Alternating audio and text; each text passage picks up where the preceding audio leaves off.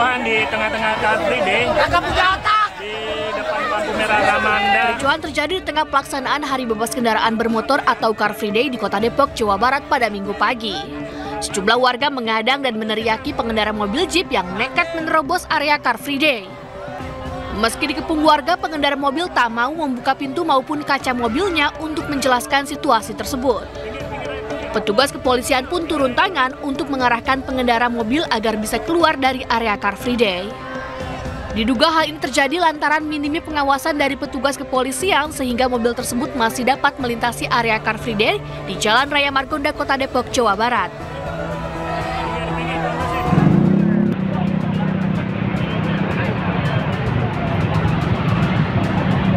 Kobaran api membesar membakar 2 unit gudang karet milik PT Teluk Luas yang berada di Kecamatan Lubek, Kota Padang, Sumatera Barat. Damkar Kota Padang mengerahkan 10 unit mobil pemadam kebakaran dengan puluhan petugas ke lokasi untuk memadamkan api. Namun karena yang terbakar adalah karet mentah, proses pemadaman api cukup berlangsung lama. Petugas berupaya mengevakuasi warga yang tinggal di sekitar pabrik. Tidak ada korban jiwa dalam kebakaran ini, namun kerugian ditaksir mencapai miliaran rupiah. Menurut keterangan saksi, api berasal dari gas yang terbakar dan menyambar karet mentah di dalam gudang.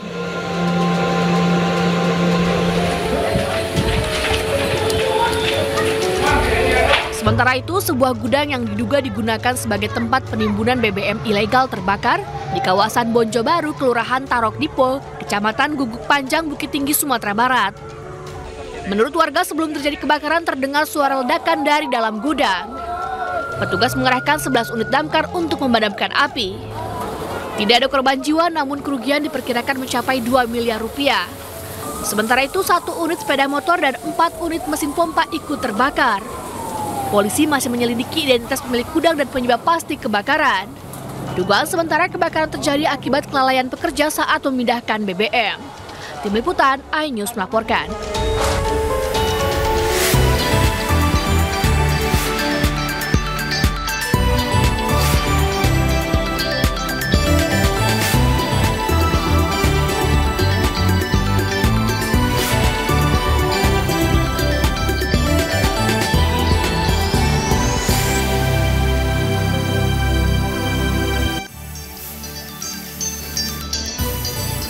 Halo, Fazila Hairunisa, segar sekali hari ini. Apa rahasianya? Rahasianya nggak ada, cuma menyemangati diri aja di hari Senin Masuk ke ini diri.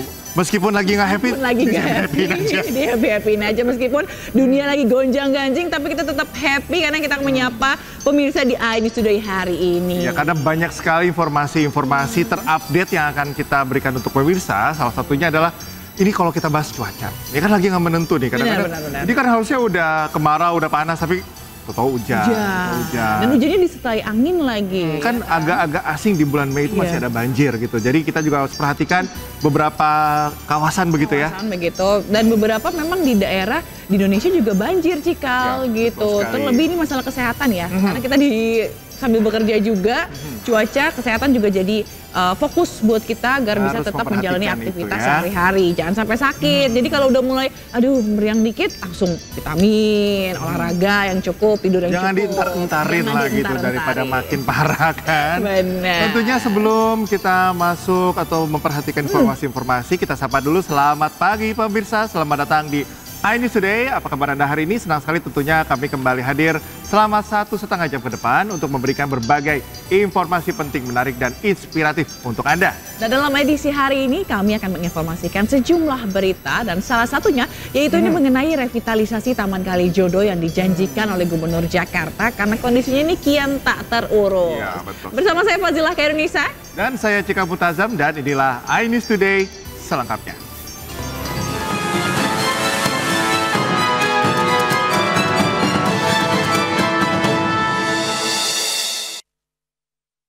Baik, kita awali informasi di iNews Today hari ini pemirsa, di mana petugas Gul Karmat Jakarta Selatan mengevakuasi 5 anak yang terjebak di dalam lift di sebuah tempat ibadah di Jakarta Selatan. Ini berbekal alat pembuka paksa lift dan balok pengganjal, pintu lift yang terhenti di tengah jalan akhirnya bisa dibuka.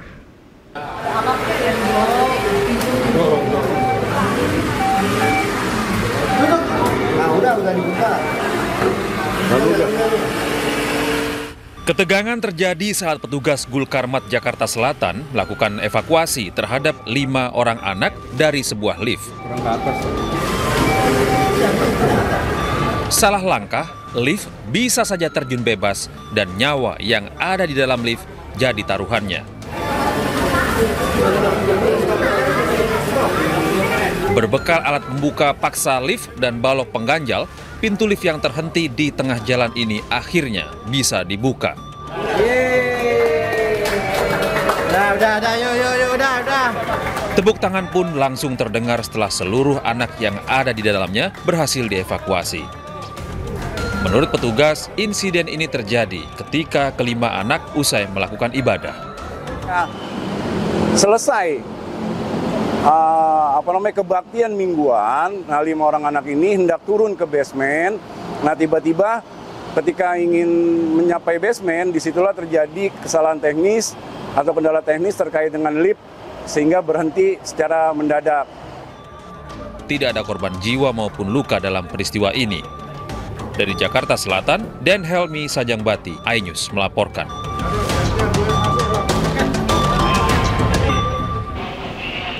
Ya, sementara itu pemirsa, sebuah mobil ambulans masuk ke jurang saat membawa pasien yang akan dirujuk ke rumah sakit di Bau-Bau, Sulawesi Tenggara. Ya, sopir ini mengaku hilang konsentrasi saat mendengar pasien yang dibawanya tiba-tiba berteriak kesakitan.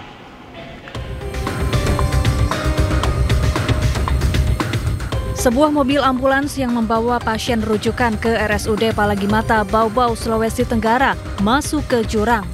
Ambulans masuk jurang yang berada tepat di belakang rumah warga saat melintasi jalan menanjak. Akibatnya, sopir, tenaga medis, dan pasien yang ada dalam ambulans mengalami luka ringan. Menurut sopir, ia kehilangan konsentrasi menyetir saat mendengar pasien kesakitan dan berteriak. Pada saat mendaki itu tiba-tiba pasiennya itu berteriak di belakang, sehingga si supir ini dia agak menoleh ke belakang sedikit. Tiba-tiba mobilnya itu langsung mengarah ke kanan dan masuk ke jurang, kurang lebih dalamnya sekitar 2 meter. Ada korban jiwa, Bang? Korban jiwa tidak ada, hanya kerusakan kendaraan saya sama kondisi WC dari rumah warga ini yang mengalami kerusakan. Sementara itu, bagian kanan mobil ambulans rusak. Ambulans akhirnya berhasil dievakuasi petugas. Dari Bau-Bau, Sulawesi Tenggara, Andi Eba, iNews melaporkan. Nah, ini dia Cikal ya, harusnya memang supir ambulans itu memiliki peran penting ya. Jadi memang harus orang-orang yang memiliki kemampuan khusus gitu. Karena tadi sempat dibilang katanya nggak fokus ketika si korbannya ini teriak kesakitan, jadi oleng dan masuk ke jurang. Tidak hanya kemampuan atau skill mengendari kendaraan, tapi juga ketenangan ya, ketenangan mental juga itu sangat diperlukan gitu ya. Ketika diteriaki gitu ya, jadi cepat dan selamat kan. Benar, jadi tantangannya besar gitu. Benar, jangan sampai justru bawa orang selamat malah jadi sakit juga. Oke, kita ke informasi berikutnya pemirsa. Kapolri Jenderal Listio Sigit Prabowo mengecam keberadaan grup Facebook Fantasi Sedarah. Dan Kapolri berjanji akan menindak tegas para pelaku.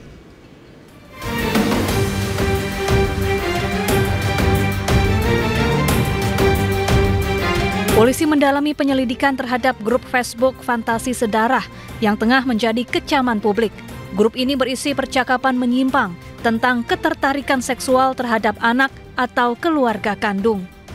Kapolri Jenderal Listio Sigit Prabowo mengecam keberadaan grup tidak senonoh ini. Grup diduga memiliki ribuan anggota dan disebut telah eksis selama bertahun-tahun.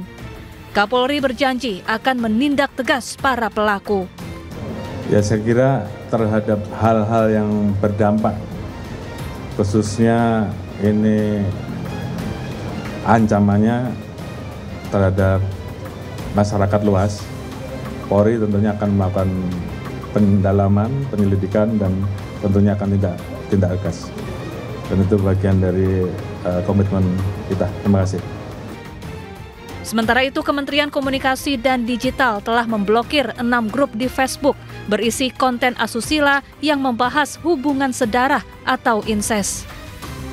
Warga juga diimbau agar lebih menjaga putra-putrinya dan berhati-hati saat bermedia sosial, serta langsung melapor bila menemukan konten-konten menyimpang. Dari Jakarta, Indra Setiabudi, Irian Syah Wahyudi, iNews melaporkan. Nih meresahkan ya, Pak Polisi, tangkap Pak Polisi pelakunya. Ya, ini harus benar-benar diperiksa, karena kalau misalnya di platform media sosial, Facebook saja contohnya ya, kalau di search gitu kita pakai keywords apapun biasanya ada aja gitu.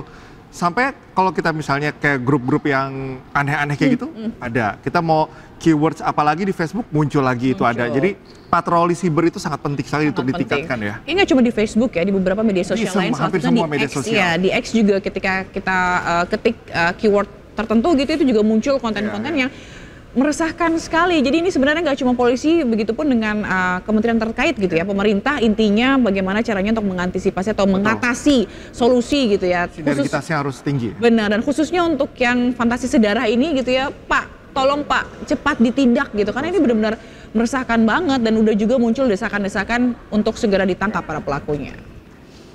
Ya, kita ke informasi selanjutnya. Kita dan juga pemirsa, banjir di 2 dusun di Desa Karangligar, Kabupaten Karawang, Jawa Barat masih merendam ratusan rumah warga. Nah, banyak warga memilih bertahan di rumah meski ketinggian airnya ini mencapai 2 meter.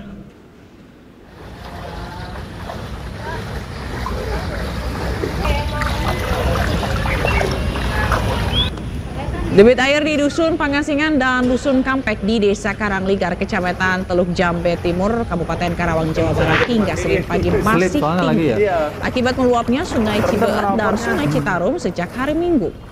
Banjir yang merendam ratusan rumah warga ini memiliki ketinggian air bervariasi mulai 80 cm hingga 2 meter. Begitu juga dengan akses jalan penghubung antar Desa Karangligar dengan desa lainnya masih terendam banjir. Dan akibat banjir ini sejumlah warga mengungsi ke tempat yang lebih aman, namun sebagian beberapa tetap bertahan di rumah masing-masing. Hingga saat ini kondisi tinggi muka air Sungai Citarum dalam status siaga dan diperkirakan debit air hari ini terus mengalami peningkatan.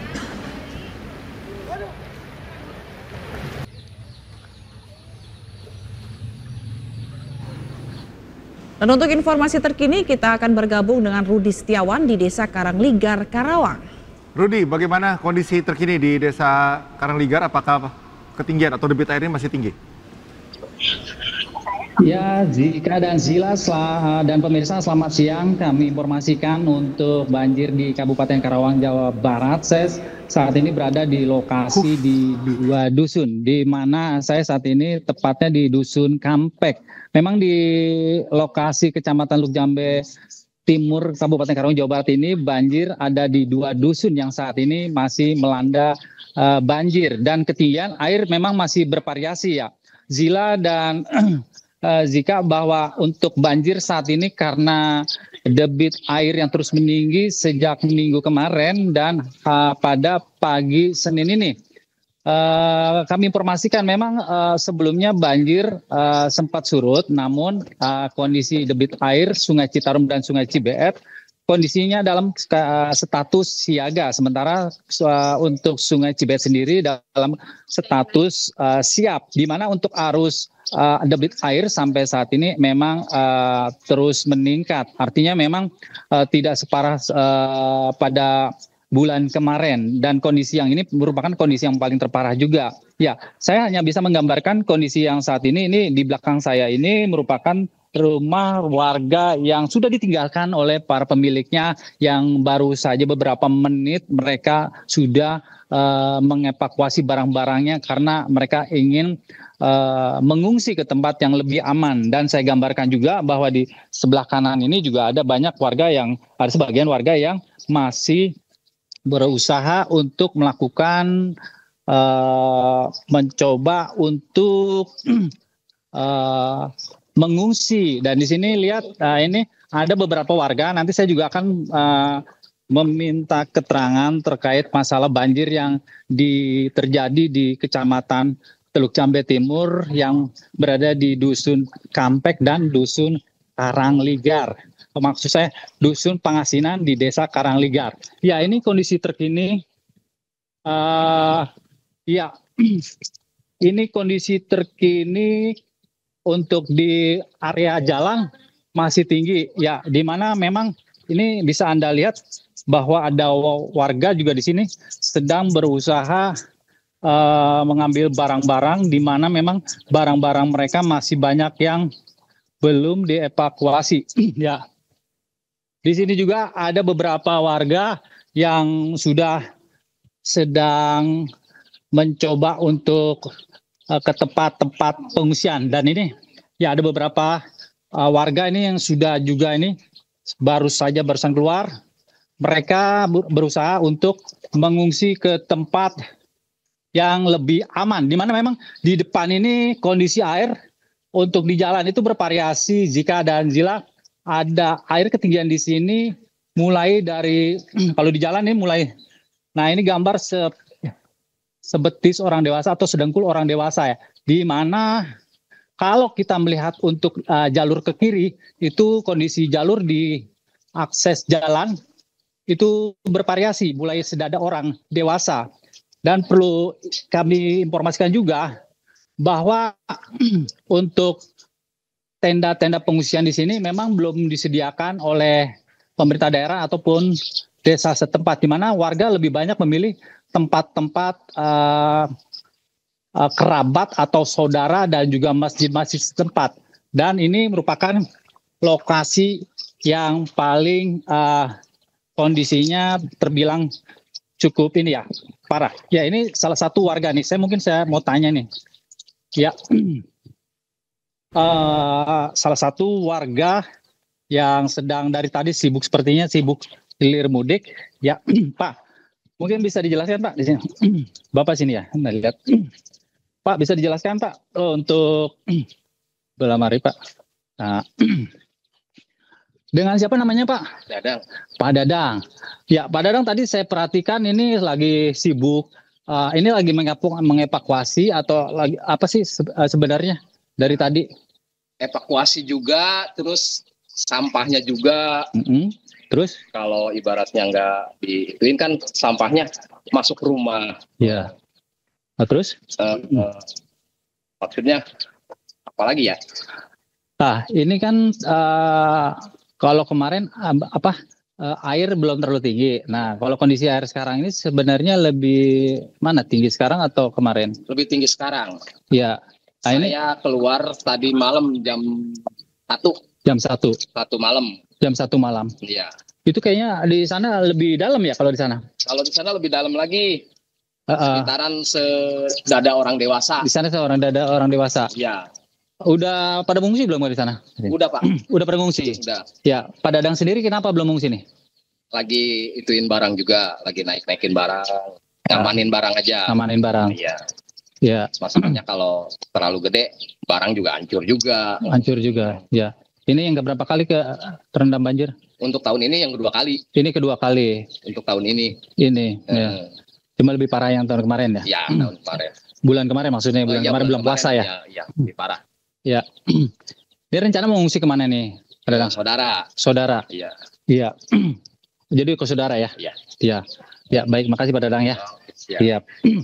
Ya, Zila dan kami informasikan juga, saya akan mau melihat juga ini ada beberapa lokasi tempat pengungsian di mana ini pengungsi sangat banyak sekali. Saya sambil berjalan mencoba, ini lokasinya memang cukup kurang beberapa meter ya. Di sana di depan ada lokasi yang dijadikan tempat pengungsian, itu salah satu ya musola, di mana itu tempat diperuntukkan untuk pengungsian karena satu-satunya yang memang dianggap tempat yang lebih aman. Lalu melihat dari lokasi sejak tadi saya melihat warga banyak yang mengungsi, sudah membawa barang-barangnya, namun memang belum semuanya belum terbawa. Nah, ini saya mau lihat nih. Pak, belum mengungsi, Pak? Dengan siapa, Pak? Bapak udah mengungsi? Ini kenapa Bapak masih di sini? Ya. Beres ini takut ada yang dalam. Beres-beres. Iya. Barang-barangnya udah diamankan semua, Pak? Udah. Dari jam berapa? Dari jam 10. Dari jam 10 malam. Sampai jam 4. Jam 4. Oh. Bapak mengungsi di mana, Pak? Sama keluarga? Di masjid. Oh, di masjid yang sini depannya. Siap. Makasih. Dengan siapa? Ya. Dengan siapa? Pak Muhyiddin. Pak Muhyiddin. Ya. Makasih Pak Muhyiddin ya. Ya Jila. Baik Rudi, ya. Baik Rudi, ini Ya, sepertinya memang sejumlah tempat atau sejumlah titik masih tergenang air gitu ya. Kita berharap semoga cepat surut banjirnya dan tidak ada korban jiwa. Terima kasih Rudi Setiawan melaporkan langsung dari Karawang, Jawa Barat. Selamat bertugas kembali. Ya pemirsa, ruang terbuka hijau dan ruang publik terpadu ramah anak Kalijodo tak terurus. Gubernur Jakarta siap revitalisasi. Informasinya sesaat lagi, tetaplah di iNews Today.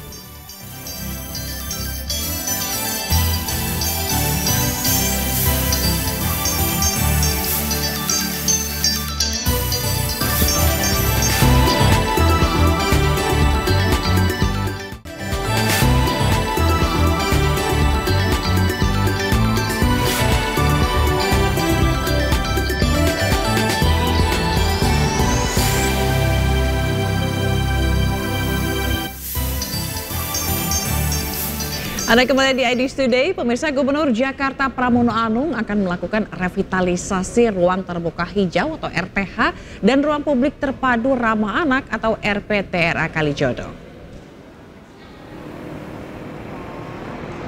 Pemirsa, kondisi ruang publik terpadu ramah anak Kalijodo kian tak terurus. Trek sepeda hingga arena skateboard yang rusak menjadi tanda kurangnya perhatian pemerintah. Kalijodo memiliki dua area yang berbeda pengelolaannya. Sisi pertama dikelola kelurahan dan masih aktif digunakan anak-anak untuk bermain. Sedangkan sisi satu lagi adalah RPTRA yang dibangun pada era Gubernur Basuki Cahayapurnama.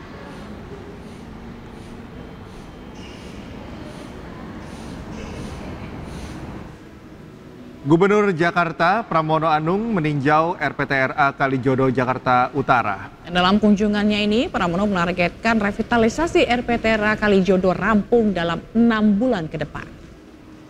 Ingin melihat apa yang sebenarnya ada. Karena saya pengen untuk RPTRA Kalijodo ini seperti yang dulu saya sampaikan, saya ingin memperbaiki yang dulu pernah ditinggalkan oleh para gubernur, yang menurut saya baik. Salah satu hal yang luar biasa menurut saya pada waktu itu Kalijodo yang dari tanda kutip seperti itu, kemudian pada era Pak Ahok, Pak Jarot dilakukan perbaikan dan sekarang memang belum bisa difungsikan secara maksimal. Dan untuk itu saya sudah menugaskan kepada Kepala Dinas Pertamanan yang baru Pak Fajar untuk duduk bareng kembali bersama dengan mereka yang sekarang ini di RPTRA untuk kita kelola kembali, kita perbaiki dan kemudian kita rubah fungsinya memang betul-betul bermanfaat bagi masyarakat, bisa olahraga, bisa jogging, bisa berteater, berpuisi, bermain gitar dan sebagainya, sehingga dengan demikian perbaikan itu segera dilakukan bersama-sama. Dan untuk itu saya minta kepada Pak Fajar sebagai Kepala Dinas yang baru, karena beliau dululah yang sebenarnya membangun tempat ini untuk bisa difungsikan kembali. Mudah-mudahan dalam waktu berapa bulan Pak Fajar? Kurang lebih 6 bulan Pak. Dalam waktu 6 bulan maka RPTRA Kalijodo ini wajahnya adalah wajah yang ramah kembali kepada kita semua untuk datang. Dan untuk informasi terkini kita akan bergabung dengan Jessica Winoto di Jakarta Barat. Halo Jessica, bisa digambarkan bagaimana suasana di Taman Kalijodo saat ini? Ya, selamat pagi Cikal, Zila dan juga pemirsa. Memang saat ini saya sudah berada di RTH Kalijodo Jakarta Utara, yang mana ini menjadi salah satu tempat yang ditinjau secara langsung oleh Gubernur DKI Jakarta yaitu Pramono Anung dan juga Wakil Gubernur Jakarta Rano Karno di beberapa waktu yang lalu. Dan memang Cikal, Zila dan juga pemirsa dapat kami sampaikan bahwa kondisi dari RTH dan RPTRA Kalijodo ini cukup memprihatinkan, dan oleh sebab itu atas peninjauan dari Gubernur Jakarta yaitu Pramono akan menargetkan melakukan revitalisasi atau renovasi selama 6 bulan ke depan. Karena Cikal, Zila dan juga pemirsa dapat Anda lihat sendiri pun dari di sini di layar televisi Anda bahwa memperlihatkan area skateboard atau yang sering digunakan oleh komunitas olahraga ekstrim seperti skateboard, lalu BMX, lalu juga ada sepatu roda yang mana di sini kelihatannya sudah mulai mulai tidak terawat. Ada sampah yang berserakan dan ada pun salah satu titik yang cukup memprihatinkan, yaitu di trek sepeda atau digunakan juga oleh skateboard ini yang jeblos. Ya, dimana ini terlihatnya bahwa di bawahnya sudah kosong atau kopong gitu ya, Cikal, Zila dan juga pemirsa. Dan ini tentunya membahayakan bagi para pemain olahraga ekstrim seperti BMX, lalu skateboard ataupun juga sepatu roda atau lainnya. Dan jikalau ini tidak diperhatikan atau segera diperbaiki, ini tentunya menjadi bahaya bagi para pemain atau warga-warga setempat yang sekedar hanya berjalan-jalan. Karena memang ini terlihatnya cukup tidak terlihat ya kalau misalkan kita fokus atau menggunakan jalan atau sepeda atau lainnya gitu. Dan selain dari yang jeblos ini, dari aspalnya pun sudah banyak yang retak. Tentunya ini juga akan mengganggu performa atau olahraga yang dilakukan oleh warga setempat. Cikal, Zila dan juga pemirsa, selain dari aspal atau lapangan skateboard ini yang rusak, ada pun juga titik-titik lainnya, yaitu toilet yang atap atau plafonnya mulai rubuh, lalu juga ada banyak air genangan dan banyak juga sampah-sampah yang berserakan. Dan tentunya ini menjadi perhatian dari Pramono untuk segera direvitalisasi, untuk segera direaktivasi juga dari peninggalan-peninggalan gubernur sebelumnya. Dan saat ini Cikal, Zila dan juga pemirsa, saya sudah bersama dengan salah satu tokoh masyarakat yang juga merupakan pengelola dari RTH Kalijodo, Jakarta Utara, yaitu Bapak, halo Bapak Kareng, kita izin bertanya Pak, untuk terkait dari rencana dari Pramono yang akan melakukan revitalisasi selama 6 bulan ke depan di RTH Kalijodo, Jakarta Utara ini, gimana sih Pak tanggapannya? Apakah ini menjadi salah satu yang ditunggu-tunggu oleh masyarakat setempat atau gimana nih Pak? Oh iya, baik. Terlebih dahulu saya memperkenalkan nama saya Deng Ajis Kalijodo. Dan apapun yang disampaikan pertanyaan tadi, ya sedikit saya jelaskan bahwa beberapa hari yang lalu Pak Gubernur, Pak Pramono Anung ini hadir bersama dengan instansi dengan jajarannya, baik dari Dinas Pertamanan, juga dari Pak Camat, Wali Kota, dan dikawal oleh pihak kepolisian. Dan juga saya berterima kasih kepada MNC Media telah bergabung bersama kita di RTH Kalijodo ini.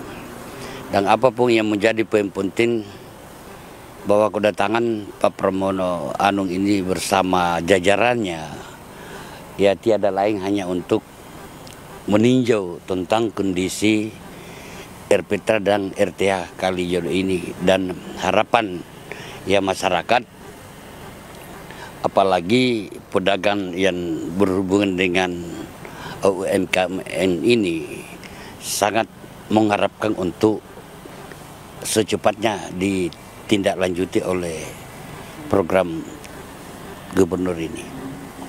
Baik Pak, kita juga mau bertanya terkait dari rencana dari Pak Gubernur ini. Sebenarnya selama beberapa tahun terakhir ini kondisi di RTH dan juga RPTRA Kalijodo, Jakarta Utara ini gimana sih Pak? Pengelolaannya apakah berjalan seperti semestinya atau memang tidak ada pengelolaan lebih baik oleh dari pemerintah gitu? Jadi baik, saya sedikit bisa menjelaskan ya, tetapi saya mengharap kalau memang ada ketersinggungan dari pihak lain, baik pun dari pemerintah sebelum Pak Pramono Anung, NCP ini harus bertanggung jawab. Kemudian kalau berbicara tentang anggaran dana pemeliharaan wilayah atau alokasi RPTRA ini dalam setiap tahun, kalau kita lihat kondisi secara bersama, memang ini hanya dibentuk dari awal. Dan selama ini kalau bisa untuk dipertanyakan, dari tahun 2017 sampai 2025 ini, dan kita paham atau tahu tentang dana pemeliharaan setiap tahun, ya kurang lebih dari nilai sekitar 2 miliar kurang lebih ya sebagaimana apa yang dimaksud diceritakan tadi. Dengan singkat, ya nggak usah saya pertanyakan bahwa dananya di mana. Baik, terima kasih Bapak Kareng atas informasinya. Selamat beraktivitas kembali. Ya baik Cikal, Zila dan juga pemirsa. Rencana revitalisasi dari Pramono di RTH daerah Petra Kalijodo Jakarta Utara ini ditunggu-tunggu karena memang kondisi yang sangat memprihatinkan dari kondisi trek yang mana dulunya sempat dikatakan oleh Ahok gitu ya bahwa ini dengan standar internasional, tapi sekarang nyatanya sudah tidak terawat lagi. Dan tentunya dari perbaikan revitalisasi selama 6 bulan ke depan sangat ditunggu-tunggu oleh warga setempat. Cikal, Zila. Baik, ini semoga nanti usai revitalisasi bisa kembali sebagaimana fungsinya gitu ya. Terima kasih Jessica Winoto atas laporan Anda dari Petra Kalijodo Jakarta. Selamat bertugas kembali. Baik, kita ke informasi berikutnya pemirsa. Setelah selama 18 hari mengikuti pendidikan di Resimen Armet 1 Citrayuda, 39 siswa SMP bermasalah dikembalikan ke orang tuanya masing-masing. Dan kelulusan para siswa ini pun diiringi tangis haru orang tua siswa.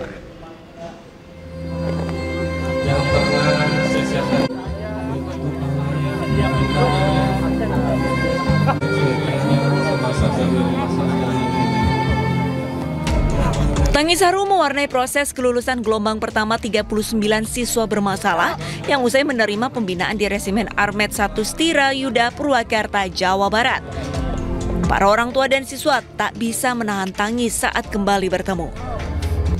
Sebelum upacara penutupan, 39 siswa ini berbaris di lapangan dan memperlihatkan sejumlah atraksi, di antaranya kemahiran baris berbaris serta meneriakan yel-yel ala militer. Bupati Purwakarta, Saiful Bahri bin Zain menyebut setelah 2 pekan di rumah, para siswa akan kembali dikumpulkan untuk pemeriksaan perilaku. Nah, saat ini sudah hari ini kita pulang dulu ke rumah. Mereka, walau bagaimanapun, mereka itu adalah seorang anak yang harus terus berkangen-kangenan sama keluarganya. Baik, pulang dulu ke rumah. Program 6 bulan ini nanti sistem mekanismenya kita nanti kasih tahu. Nanti 2 minggu kemudian mereka dibawa lagi ke sini untuk refresh lagi untuk controlling selama mereka ada di lingkungan sekolah dan lingkungan rumah. Sementara itu, Gubernur Jawa Barat Deddy Mulyadi menyebut usai 39 siswa tersebut kembali ke orang tuanya, nantinya 39 siswa ini masih akan terus mendapatkan pembekalan. Namun hanya 1 minggu sekali atau bahkan 1 bulan sekali selama 6 bulan ke depan. Hal ini dilakukan untuk memantau perilaku para siswa pasca pendidikan di barak militer. Kan sudah 18 hari ya, 18 hari itu kan untuk anak-anak remaja secara psikologi kan pasti kangen sama orang tuanya dan mereka harus kembali ke orang tuanya. Setelah itu nanti selama 6 bulan, berarti 5 bulan ke depan ada mentoring. Misalnya nanti saya nggak tahu programnya apakah sebulan 2 kali atau seminggu sekali dikumpulkan. Ya, 2 minggu sekali tetap dikumpulkan, dilakukan pembinaan selama 6 bulan. Jadi tidak dilepas begitu saja. Nah, nanti kan mereka akan terevaluasi perjalanannya, bagaimana kondisi di rumahnya. Deddy juga mengingatkan agar pelajar bisa lebih baik dan tidak lagi mengulangi perbuatan tidak terpuji. Sementara untuk orang tua dan keluarga serta lingkungan agar lebih memperhatikan aktivitas pelajar remaja di masyarakat. Dari Purwakarta, Jawa Barat, Irwan, iNews melaporkan. Nah ini Cikal tadi lihat pada nangis gitu ya setelah lulus gitu ya, lucu nih pertanyaannya. Mereka bakal berani lagi nggak nih kalau buat nakal nih ya? Nanti nakal lagi dimasukin lagi nggak ke barak militer? Kalau masih nakal ya terlalu. Terlalu ya. Nah ini ya harus ada apa ya? Mungkin levelnya dinaikin lagi ya. Mungkin... Zila juga ya. Nanti kalau nakal saya. Jangan dong. Jadi Zila baong. Karena sekarang lagi viral ya dikit-dikit. Kalau yang ini Pak Deddy, tolong Pak Deddy gitu ya. Tapi apapun itu semoga dengan adanya program ini kenakalan remaja ini bisa dikurangin gitu ya. Kalau bisa nih mereka yang udah lulus jerak gitu. Jangan sampai lagi tahu ataupun hal-hal nakal lainnya. Tidak ada pembiaran. Tidak ada pembiaran.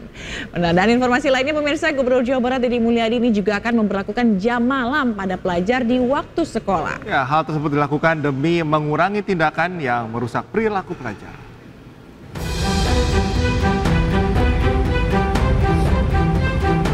Perilaku pelajar yang mudah terprovokasi kerap melakukan tindakan kriminal. Menyikapi hal ini, Gubernur Jawa Barat Deddy Mulyadi akan membuat kebijakan penerapan jam malam bagi pelajar. Nantinya bagi para pelajar tidak boleh berkumpul bersama teman-temannya setelah jam 8 malam. Dari peraturan ini diharapkan para pelajar sudah berada di dalam rumah untuk belajar.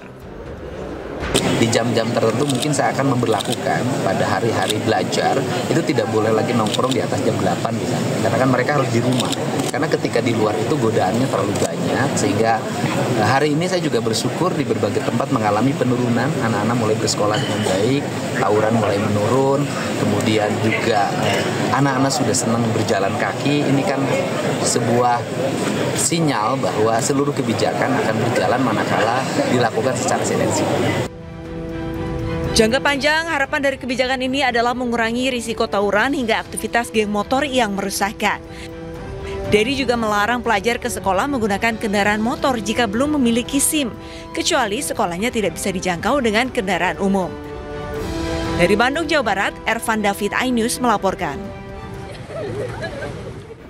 Pemirsa, kasus TBC meningkat, Gubernur Jakarta siap jika Jakarta dijadikan lokasi untuk uji coba vaksin TBC. Ya, jangan kemana-mana, iNews Today akan segera kembali.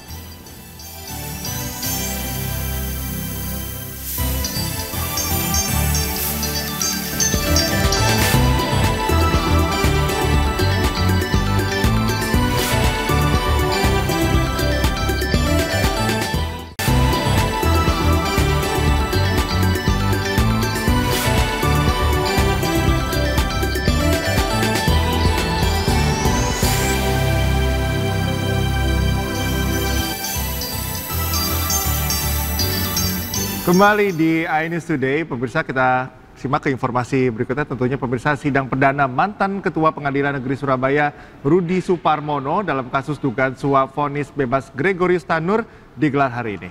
Jaksa akan membacakan surat dakwaannya terhadap Rudi.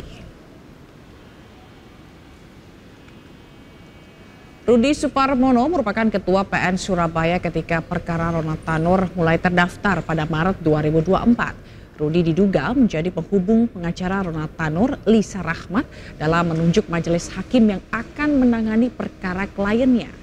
Rudi berperan menentukan komposisi majelis hakim agar menjatuhkan putusan bebas terkait perkara pembunuhan atas terdakwa Ronald Tanur.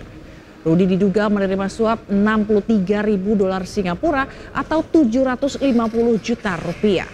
Kejagung juga menggeledah rumah Rudi dan menemukan 21 miliar rupiah.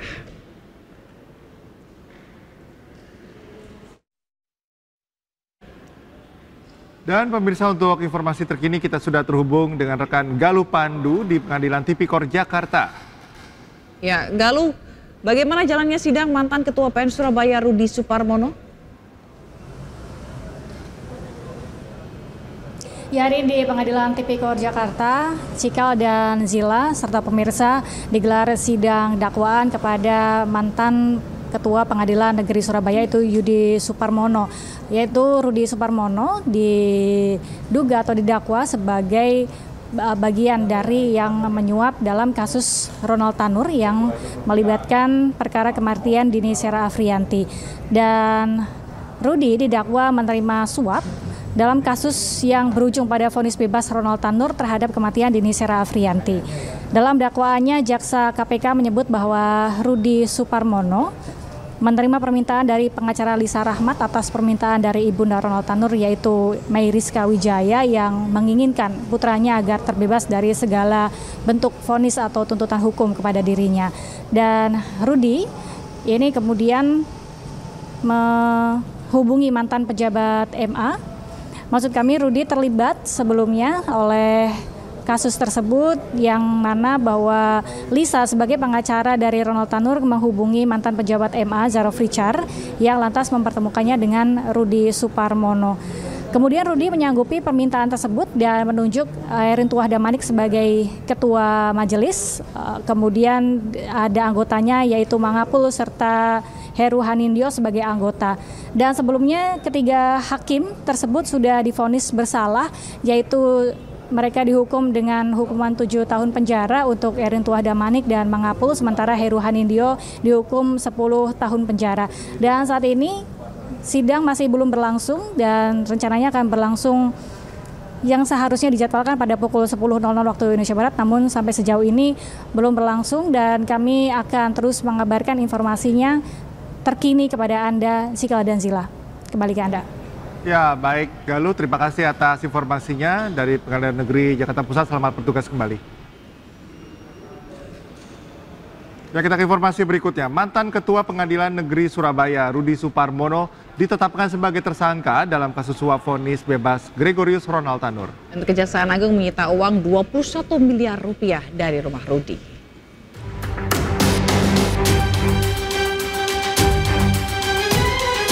Kejaksaan Agung menangkap mantan Ketua Pengadilan Negeri Surabaya Rudi Suparmono pada awal Januari lalu terkait kasus dugaan suap vonis bebas Gregorius Ronald Tanur. Rudi dijemput tim Kejaksaan Agung dari kediamannya di Palembang, Sumatera Selatan dan diterbangkan ke Jakarta untuk menjalani pemeriksaan. Kejaksaan Agung juga menggeledah 2 kediaman Rudi di kawasan Cempaka Putih, Jakarta Pusat, serta di Kecamatan Ilir Timur, Palembang. Dari penggeledahan, petugas menyita uang tunai sebanyak 21 miliar rupiah dalam pecahan dolar Amerika Serikat dan Singapura serta rupiah. Dalam kasus ini, Rudi diduga menerima suap sebesar 63.000 dolar Singapura. Suap diberikan agar ia memilih majelis hakim yang akan menjatuhkan vonis bebas Ronald Tanur, sesuai permintaan dari pengacara Ronald, Risa Rahmat. Sebelumnya, Gregorius Ronald Tanur divonis bebas oleh Majelis Hakim Pengadilan Negeri Surabaya pada Juli 2024. Dalam kasus penganiayaan kekasihnya, Dini Sera Afrianti, hingga korban meninggal dunia. Tim Liputan iNews melaporkan. Ya, pemirsa, ratusan RW di Jakarta berstatus siaga tuberkulosis atau TBC. Gubernur Jakarta Pramono Anung mengungkapkan siap jika Jakarta dijadikan lokasi untuk uji coba vaksin TBC. 274 RW di Jakarta berstatus siaga tuberkulosis atau TBC.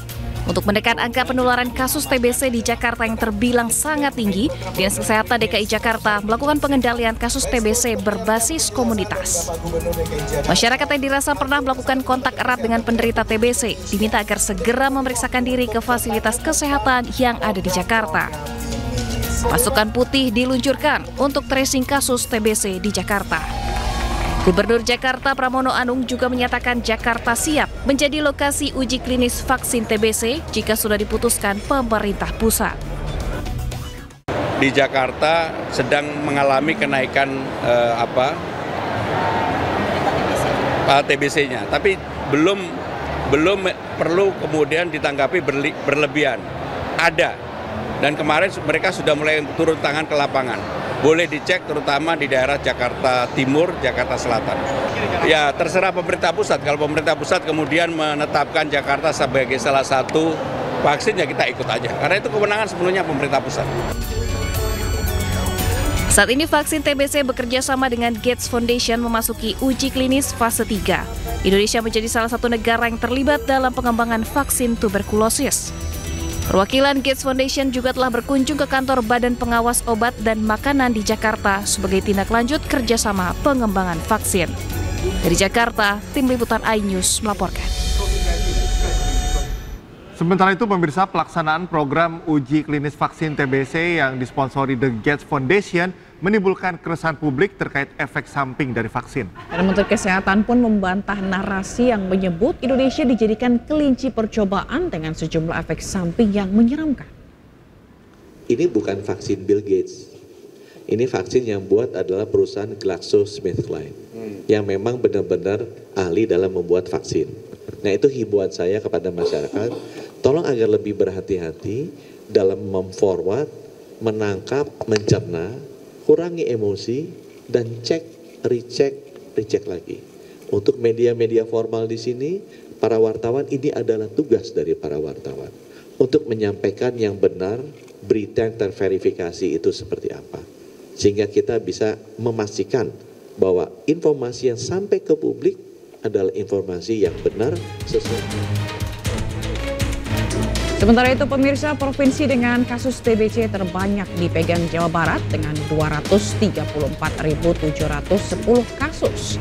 Dan di posisi kedua ada Jawa Timur dengan 116.752 kasus. Di Jawa Tengah menempati posisi ketiga dengan 107.685 kasus. Sumatera Utara di posisi 3 dengan 74.434 kasus. Diikuti oleh Jakarta di posisi kelima dengan 70.387 kasus.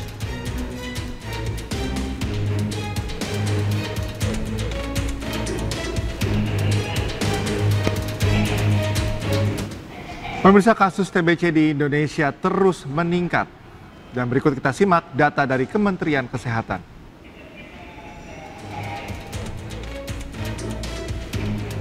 Kasus TBC terbanyak dipegang oleh India dengan 2.800 kasus, 315.000 meninggal dunia. Indonesia berada di posisi kedua dengan 1,90 juta kasus, 125.000 diantaranya berakhir dengan kematian. Sementara Cina berada di posisi ketiga dengan 741.000 kasus, 25.000 diantaranya meninggal dunia.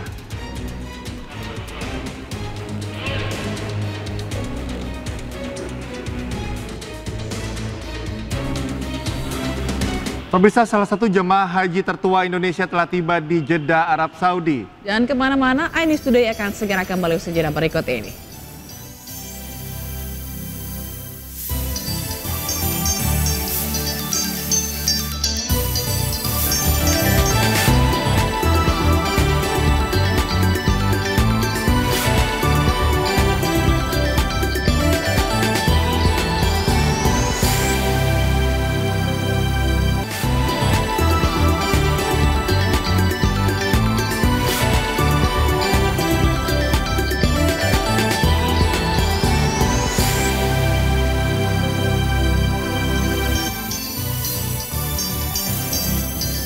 Pemirsa, Anda kembali menyaksikan iNews Today langsung dari iNews Center Jakarta.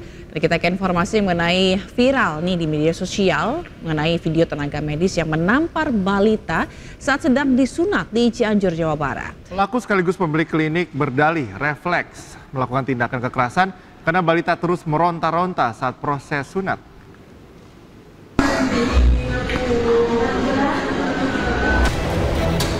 Seorang tenaga medis di Cianjur, Jawa Barat terekam kamera pengawas menampar wajah balita yang sedang disunat. Video ini pun viral di media sosial dan menuai kecaman warganet. Peristiwa terjadi di klinik milik pelaku. Pelaku berdalih melakukan tindak kekerasan kepada korban secara refleks karena balita terus meronta-ronta saat proses hitan. Sementara orang tua korban berada di luar ruangan. Refleks ya, karena ada reaksi anak ya, reaksi anak yang tiba-tiba ya saya refleks gitu. Ya, saya refleks gitu. Nauzubillah ya, kalau saya sebagai tenaga medis juga gitu ya, dengan sengaja melukai anak tersebut, nauzubillah ya. Nauzubillah gitu ya. Itu fik, itu khilaf saya. Ya mungkin ini mungkin ini ujian buat saya dan akan saya ambil hikmahnya dari semua itu. Usai kasus ini viral, polisi kemudian memeriksa pelaku. Dari hasil mediasi antara pelaku dan orang tua korban, kasus ini sepakat diselesaikan secara kekeluargaan dan berakhir damai. Dari Cianjur, Jawa Barat, Muhammad Andi Isyan, iNews melaporkan. لبيك اللهم لبيك لبيك لا شريك لك لبيك إن الحمد والنعمة لك والملك لا شريك لك. Kita simak rangkaian informasi dari ibadah haji, Fazila juga pemirsa. Karena salah satu jemaah haji tertua Indonesia telah tiba di Jeddah, Arab Saudi. Ia adalah nenek Sumbuk yang berusia 109 tahun.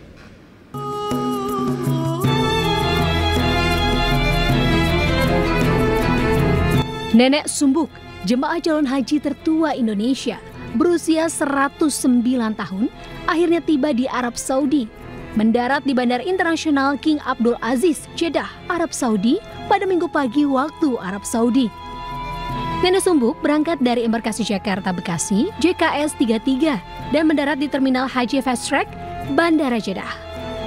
Setibanya di bandara, nenek kelahiran Kebumen, Jawa Tengah ini langsung duduk di kursi roda.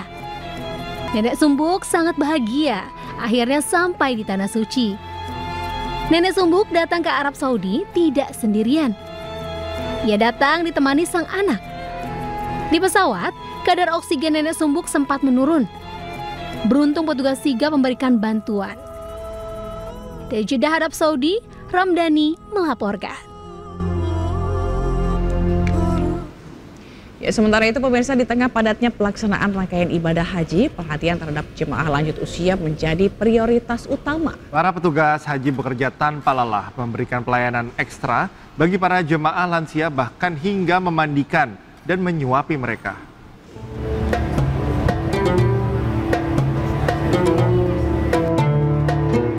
Dengan penuh kesabaran dan kasih sayang, para petugas haji, layanan lansia disabilitas dan PKP 2JH melayani jemaah lansia yang sudah tak mampu beraktivitas secara mandiri dan membutuhkan perhatian khusus. Tak hanya membantu saat ibadah, mereka juga turut memandikan atau membersihkan tubuh jemaah lansia agar lebih segar dalam menjalani rangkaian ibadah selama berada di Madinah. Para petugas juga ikut menggantikan pakaian jemaah dan menyuapi makanan yang telah disediakan layanan konsumsi. Layanan ini menjadi bagian dari program haji ramah lansia dan disabilitas yang digagas Kementerian Agama tahun ini. Tujuannya memastikan seluruh jemaah termasuk yang berkebutuhan khusus dapat menunaikan ibadah dengan nyaman dan aman.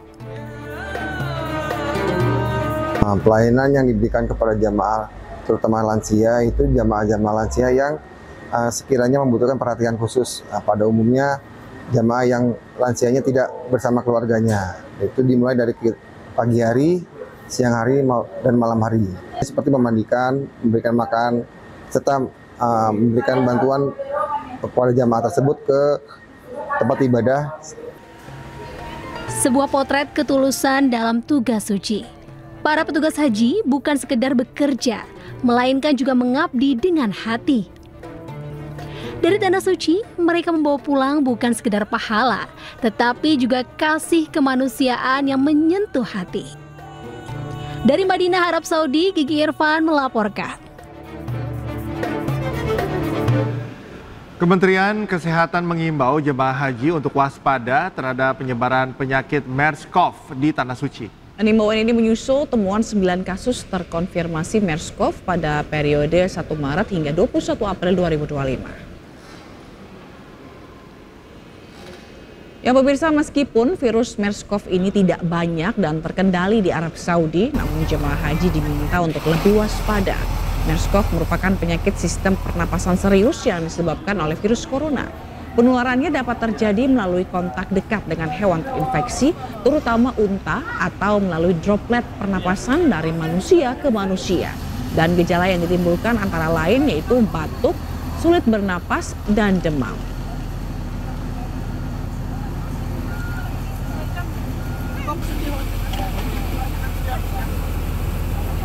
Sementara itu, Kepala Bidang Kesehatan Panitia Penyelenggara Ibadah Haji Arab Saudi, Dr. M. Imran, meminta jemaah fokus untuk pelaksanaan puncak haji dengan tetap menjaga kesehatan. Dan berikut petikan dialog dengan Dr. M. Imran dalam program iNews Sore.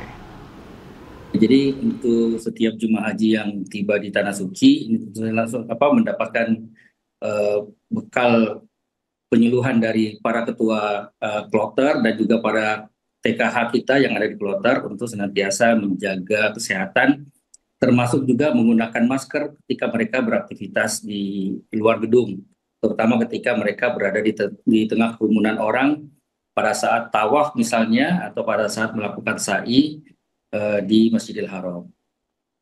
Oke, baik dokter, gejala awal apa saja yang sebetulnya perlu diwaspadai oleh para jemaah karena mengingat penyakit MERS-CoV ini agaknya seperti mirip dengan kasus demam biasa? Iya, jadi memang gejala MERS-CoV ini sendiri memang tidak khas ya, seperti pada umumnya penyakit saluran pernapasan, biasanya disertai dengan gejala batuk, pilek, dan juga demam, bahkan juga bisa tanpa gejala. Kemudian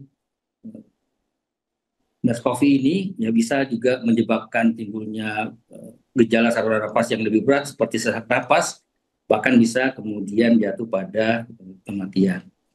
Seperti itu. Oke, melihat kepada jemaah haji asal Indonesia yang memang rata-rata mayoritas adalah lansia, apakah ada perhatian khusus bagi mereka yang memang sudah sepuh begitu supaya kondisinya tetap prima dan juga menjalankan ibadah dengan tenang?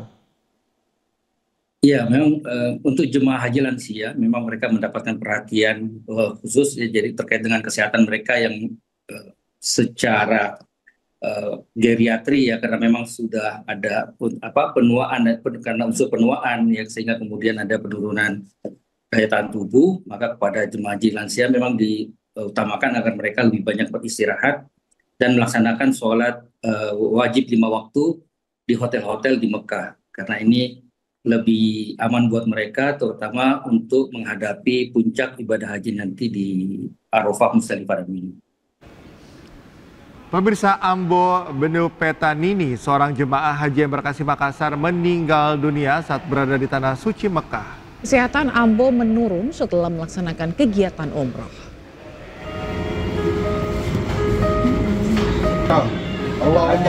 Seorang jemaah haji embarkasi Makassar meninggal dunia saat berada di tanah suci Mekah usai dirawat di rumah sakit. Ketua PPIH Embarkasi Makassar, Ali Yafid, mengatakan anggota jemaah haji bernama Ambo Benu Petanini berusia 62 tahun dinyatakan meninggal pada Jumat 16 Mei lalu. Ali Yafid mengungkapkan kesehatan Ambo menurun setelah melaksanakan kegiatan umroh. Ambo sempat dirawat di hotel sebelum dibawa ke rumah sakit. Al Ismail membenarkan bahwa salah satu jamaah lagi dari embarkasi Makassar Kloter 3 asal Kabupaten Sinjai namanya Ambo Benu Petanini, umur 62 tahun itu meninggal dunia di Arab Saudi setelah melaksanakan aktivitas umroh, kemudian kondisi kesehatannya menurun karena memang ada riwayat penyakit jantung sebelum berangkat. Beliau memang mengkonsumsi obat-obat yang terkait dengan jantung. Dengan meninggalnya Ambo Benu Petanini, tercatat 3 anggota jemaah haji embarkasi Makassar telah meninggal dunia di Tanah Suci. Dari Makassar, Sulawesi Selatan, Wahyu Ruslan, iNews melaporkan.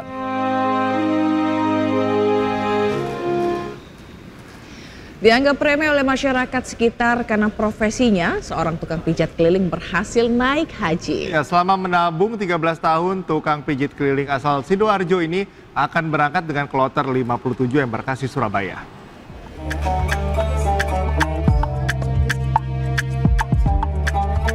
Profesi tukang pijat keliling dari rumah ke rumah sudah dilakukan perempuan asal Sidoarjo ini sejak tahun 2000. Dalam sehari, wanita yang bernama Umi Sulka ini dapat mengantongi 50 hingga 100 ribu rupiah. Tahun 2012, perlahan-lahan ia menabung rutin sebanyak 20 hingga 30 ribu rupiah per hari untuk berhaji. Kemudian dirinya menyetorkan ke bank agar mendapatkan kursi haji. Awalnya banyak warga yang menganggap sebelah mata dari kemampuan Umi untuk berhaji. Namun berkat kedisiplinannya menabung selama 13 tahun, Umi berhasil mendapatkan kesempatan berhaji di tahun 2025. Umi akan berangkat haji bersama rombongan kloter 57 Sidoarjo menuju asrama haji Sukolilo, Surabaya, dan terbang ke Tanah Suci Senin 19 Mei 2025. Alhamdulillah, bersyukur sekali. Karena tidak semua orang bisa naik haji berkat, tapi banyak orang yang meremehkan seorang tukang pijat ini. Tapi saya tetap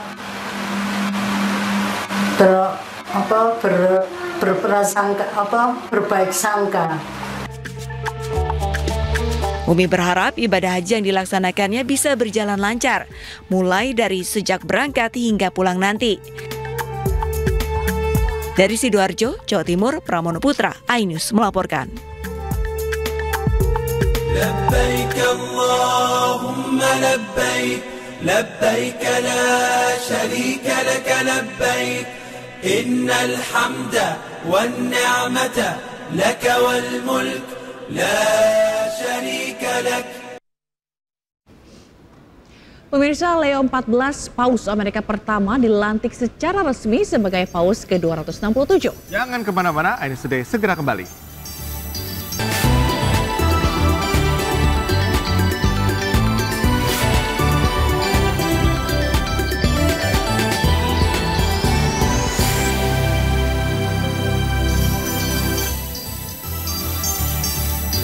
Kembali di iNews Today langsung dari iNews Center Jakarta. Kita simak informasi berikutnya pemirsa. Seorang suami di Kabupaten Muaro Jambi, Provinsi Jambi tega menganiaya istrinya menggunakan senjata tajam. Dan di hadapan polisi pelaku mengaku nekat lantaran cemburu saat memergoki sang istri tengah melakukan panggilan video dengan pria lain.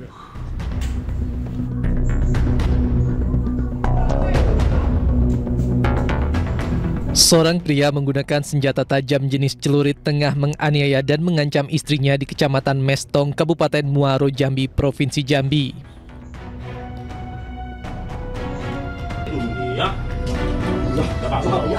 Tak butuh waktu lama, pelaku kekerasan dalam rumah tangga berinisial AF itu berhasil dibekuk oleh tim unit Reskrim Polsek Mestong di kediamannya.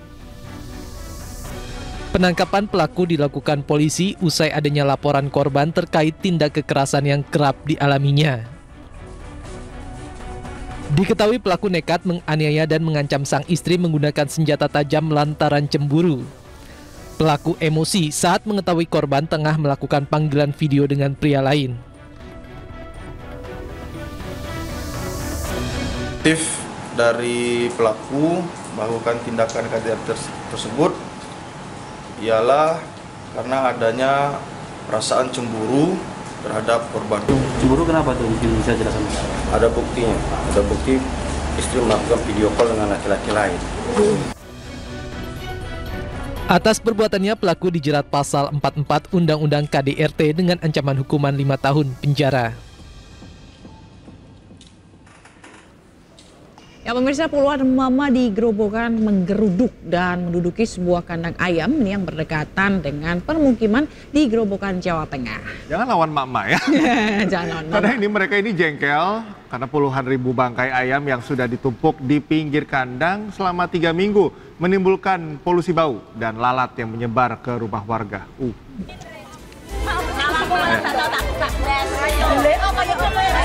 Puluhan warga menggerebek kandang ayam milik Suwarto di Desa Panunggalan, Kecamatan Pulau Kulon, Grobogan, Jawa Tengah. Warga emosi karena pemilik kandang membakar bangkai ayam yang menyebabkan polusi sehingga sejumlah warga pusing, mual, muntah, hingga sesak nafas. Apa solusinya kan gitu. Sementara sempat terjadi ketegangan antara Suwarto pemilik kandang ayam dengan perangkat desa dan polisi saat mediasi di rumah Suwarto yang berada di Desa Panunggalan, Pulau Kulon, Grobogan. Pemilik kandang emosi karena warga berani menggeruduk kandang ayam miliknya, bahkan sempat menantang warga untuk melakukan demo kembali di rumah dan kandang ayamnya.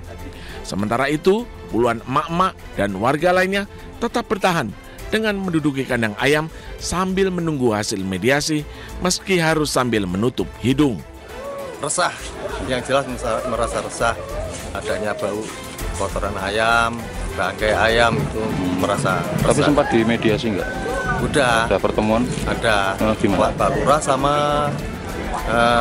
Polsek sama Koramil katanya dia mau menyelesaikan secepatnya. Ya ternyata belum ada tindak lanjut, hanya dibakar. Bakar itu tulangnya aja kan sudah bau, Mas.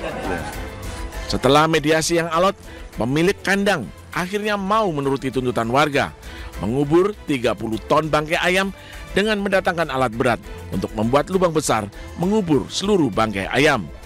Warga berjanji akan kembali menggeruduk kandang ayam ini jika masih ada bangkai ayam yang belum dikubur. Dari Grobogan, Jawa Tengah, Rustaman Nusantara, iNews melaporkan. Baik, kita beralih ke informasi mancanegara pemirsa. Rumah sakit Indonesia di Gaza Utara terpaksa berhenti beroperasi di tengah meningkatnya serangan Zionis Israel terhadap sistem perawatan kesehatan di Gaza.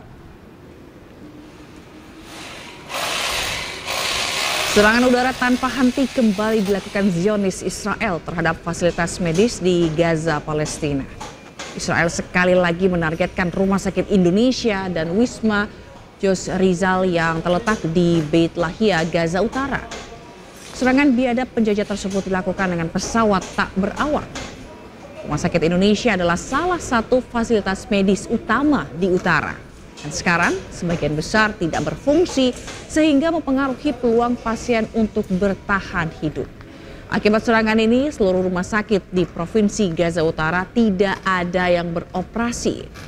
Penargetan fasilitas kesehatan, tenaga medis, dan pasien dianggap sebagai kejahatan perang berdasarkan Konvensi Jenewa 1949.